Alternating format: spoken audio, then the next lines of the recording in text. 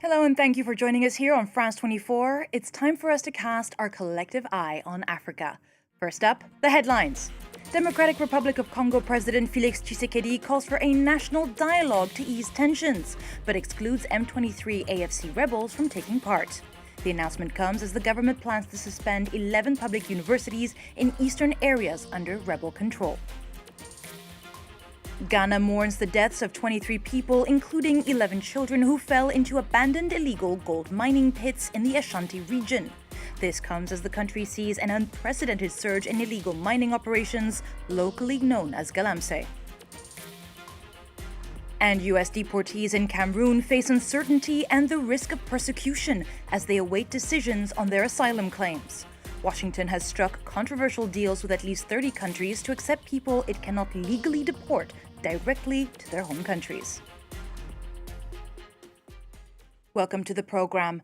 The president of the Democratic Republic of Congo, Félix Tshisekedi, has unveiled plans for a national dialogue aimed at easing political tensions in the country.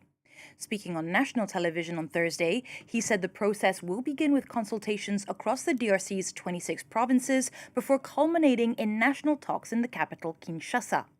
The dialogue is expected to bring together political parties, civil society groups, religious, traditional leaders, as well as women's and youth organizations. But Tshisekedi has explicitly ruled out participation by the AFC M23 rebels.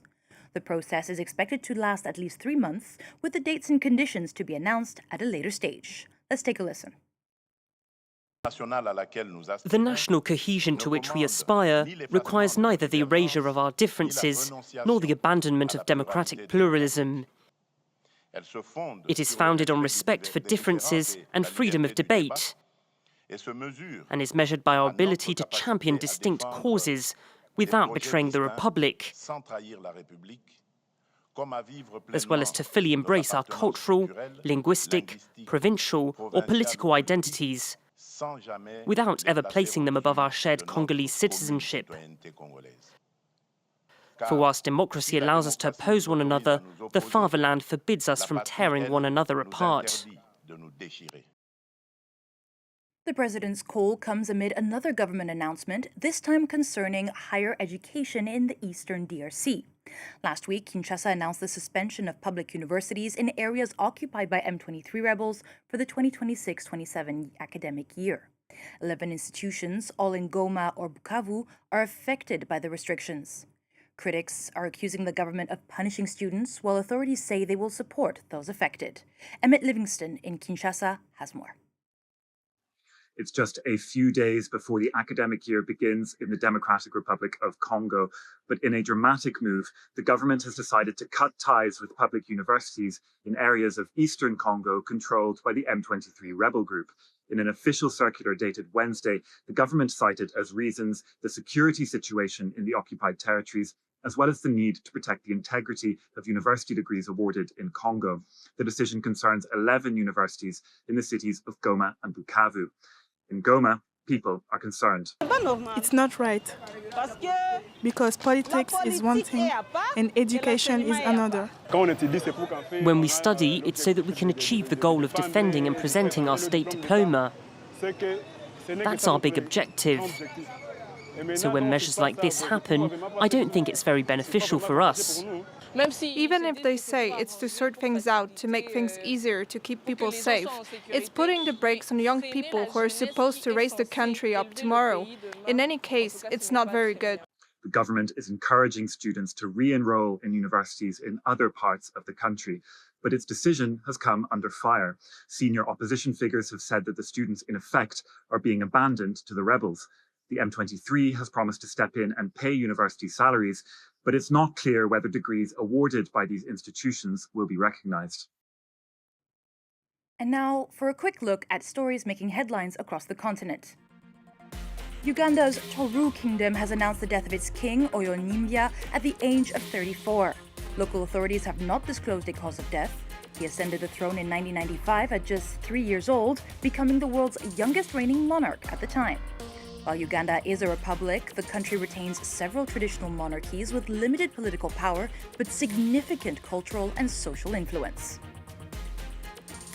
Zambian opposition leader Brian Mundubile has been arrested on allegations of treason.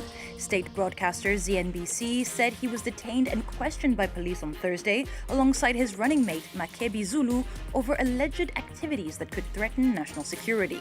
Mundubile has been in hiding since disputing the results of the August presidential election, which saw incumbent President Hakainde Hichilema secure a second term. And anti-migrant protests in Spain's North African enclave of Ceuta escalated into clashes between demonstrators and police. On Thursday, officers charged protesters gathered in an area where migrants slept after tents and belongings were set on fire. The unrest comes a month after more than 70,000 migrants crossed into Ceuta from neighboring Morocco in a chaotic influx that left dozens dead. At least 23 people, including 11 children, have died after falling into abandoned illegal mining pits in Ghana's Ashanti region earlier this week. Such accidents have become increasingly common across the country as Africa's top gold producer sees a surge in illegal mining, known locally as galamsey. Our Ghana correspondent, Justice Baidu, tells us more.